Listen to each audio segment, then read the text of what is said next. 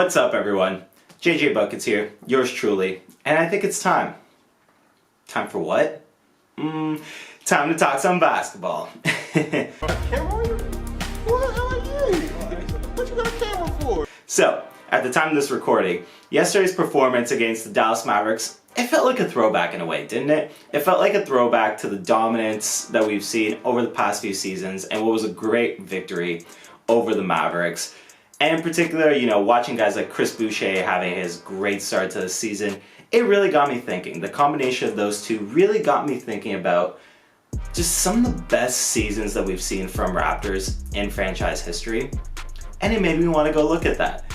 And as soon, as I kind of got going, I got into it, I really sat there and I'm like, man, I want to make a video about the top 5 individual seasons in Raptors history. Now, a couple of things to note here before we kick off the list. It's going to be one season per player because otherwise, guys like, say, DeMar DeRozan, Kyle Lowry can really take over a good chunk of this list, and that's just not going to be fun, right?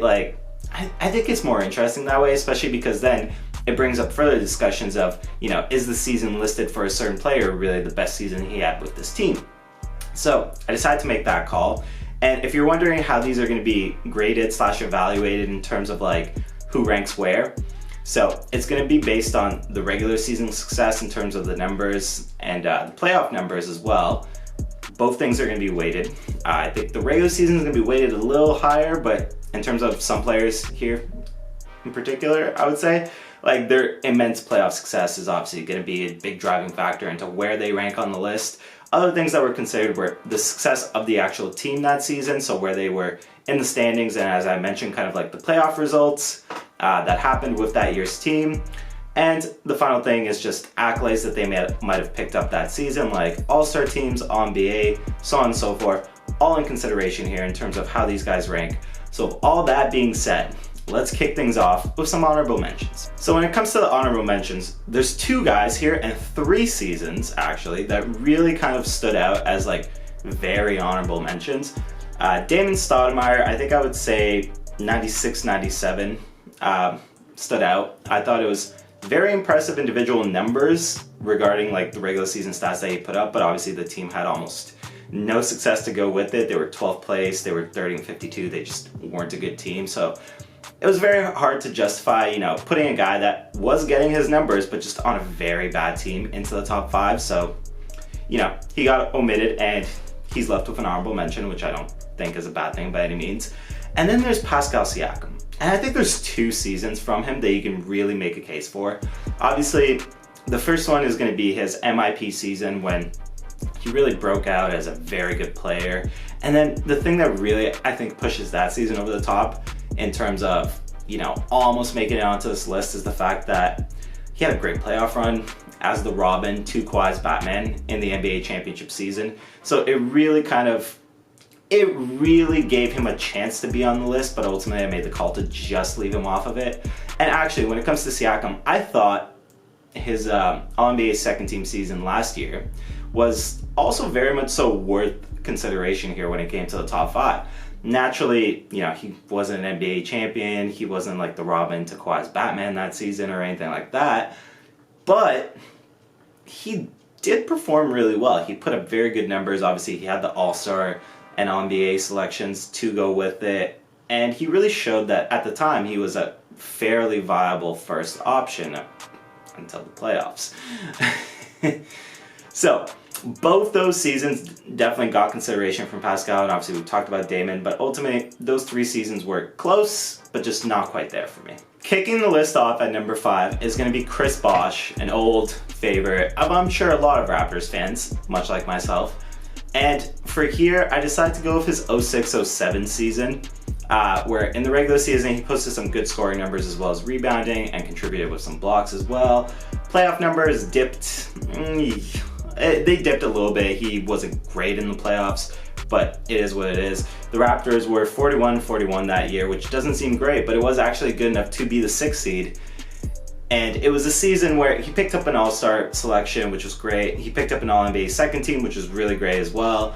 And ultimately, when it came to team success, they bowed out in the first round to a familiar foe for Raptors fans, and a guy that at the time most of us hated, but obviously, we've grown past that. Vince Carter, obviously, like, we bowed out to the Nets that season. But overall, Chris Bosh had a very impressive individual season, struggled a little bit in the playoffs, but still, was the clear driving force behind the Raptors team at the time. And I think he did enough that season to really warrant, his spot here at number 5. Number 4 here is going to be one of the guys that I talked about in the intro to this video in terms of, wanting to limit to 1 season per player because otherwise he genuinely really could have had multiple spots on here. It's DeMar DeRozan. And this one was actually a tough call in terms of which season I wanted, and ultimately at the last second, I was swayed to go with 2017-2018 over 2016-2017, which you could also make a case for. And if you want to make a case for it, you can absolutely drop a comment and let me know that I'm absolutely wrong for taking this one. But the reason that I ultimately went with this one over the other was honestly the All-NBA second team selection, which was naturally better than the All-NBA third team selection he got in the previous season. And more so though, I think really this was DeMar's best kind of all-around campaign when it came to his play with the Raptors. He grew as a passer that season. He averaged 5.2 assists per game, and while his scoring numbers were obviously better in 16-17, 23 points per game is still very impressive for this season. Naturally though, as DeMar kind of typically did with the Raptors, and I hate to slander, I don't mean to slander rather, because he's like one of my favorite players in Raptors history and just in general personally of all time, but he just didn't really have a great playoff campaign that year, which was a shame because it was the year that the Raptors were nearly a 60-win team with 59 obviously, and it was yet another year that ended unfortunately bowing out and officially that year earning the moniker of LeBronto. Yay, he's number 4. Speaking of seasons that ended at the hands of LeBron James, the 2015-2016 campaign for Kyle Lowry is going to come in at number 3. And he had a very impressive regular season in terms of his scoring, in terms of his passing. He was really good in both those regards. And defensively, his steals per game really, pop off the charts to you. And just in general, Kyle Lowry has always been a great defensive point guard. One of the things that I was actually discussing yesterday with a friend of mine was how I just couldn't believe that Kyle Lowry never got an All-NBA defensive selection.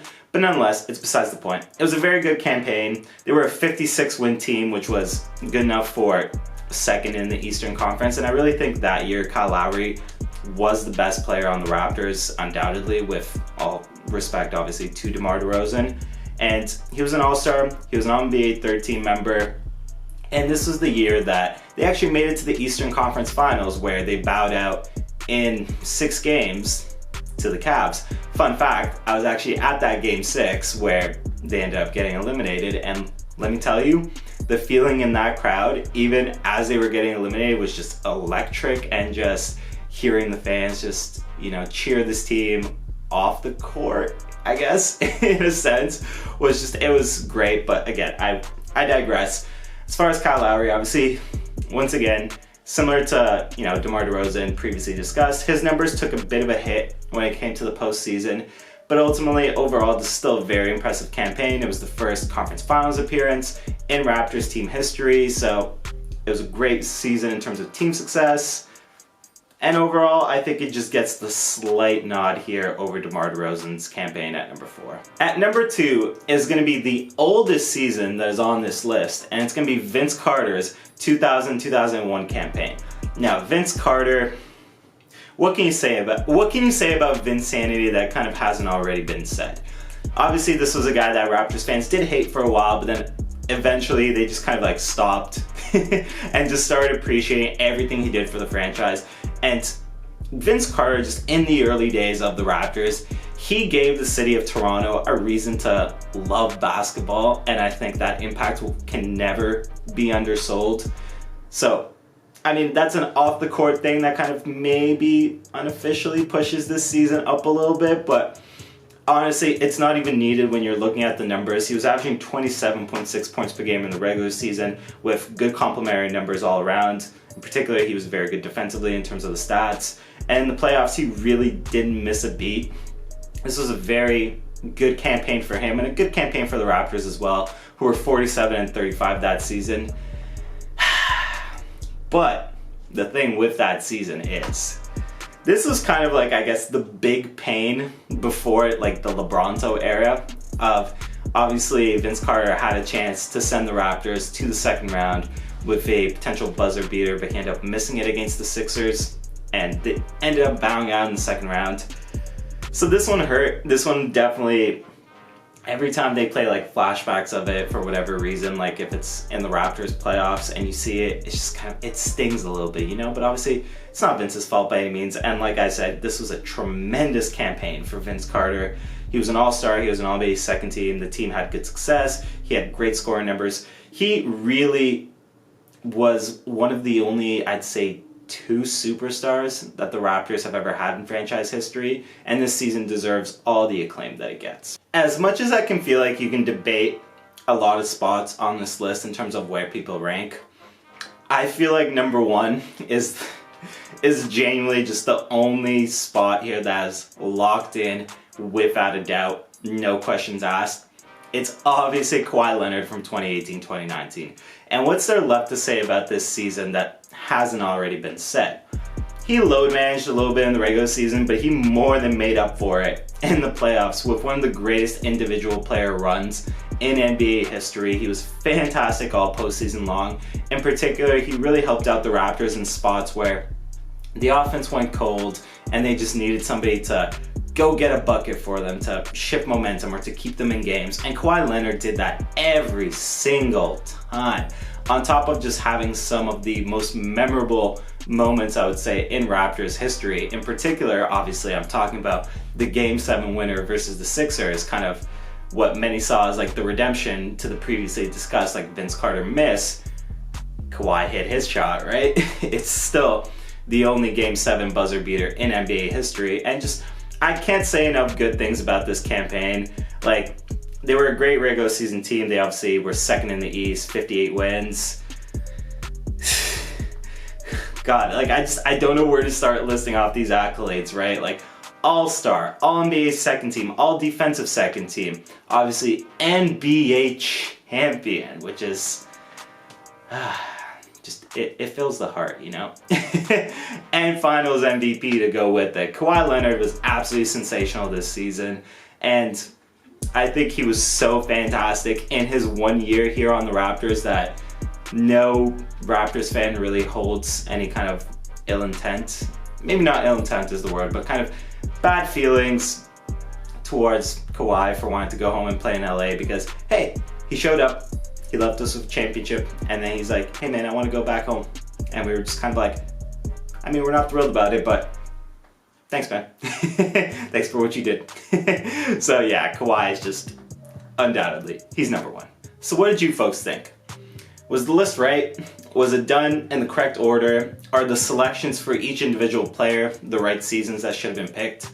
Comment below. Let me know your thoughts. I really enjoy hearing from you guys. I really enjoy interacting with you in the comment section. So yeah, let's get to it. Other than that, folks, you know the drill. I really appreciate every time you folks like the video, subscribe to the channel. It really does help the channel grow, and every time that, you know, I see a video doing well, it makes me happy, you know? So if you can do that for me, I'd really appreciate it. Other than that, folks, I believe I'm done for the day. And as always, I am